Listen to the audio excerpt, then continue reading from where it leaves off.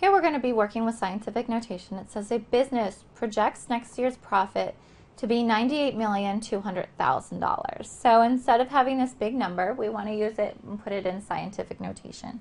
First thing with scientific notation, you always have to have your decimal located between the first two numbers.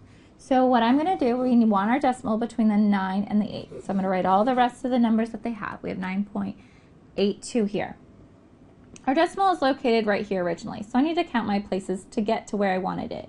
1, 2, 3, 4, 5, 6, 7. I had to move it 7 places. So for scientific notation, you always do times 10.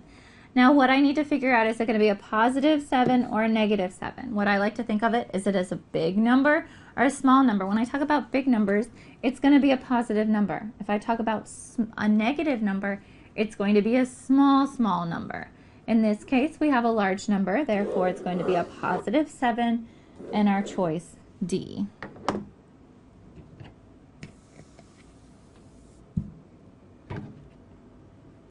Okay, number 2.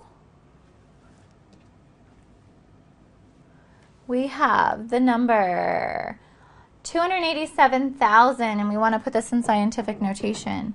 So again, our decimals always has to be located between our first two numbers. So I have 2.87. It's always going to be times 10, and then I count how many places. 1, 2, 3, 4, 5. I want to move it 5 places.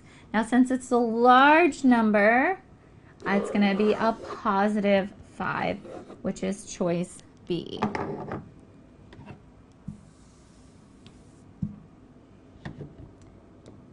Number 3. Now they want us to actually write it out. They're giving us the number 5.877.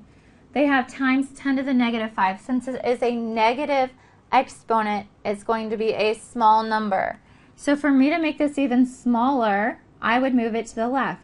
And it tells me 5 places. 1, 2, 3, 4, 5. Add our zeros. So our answer is going to be D.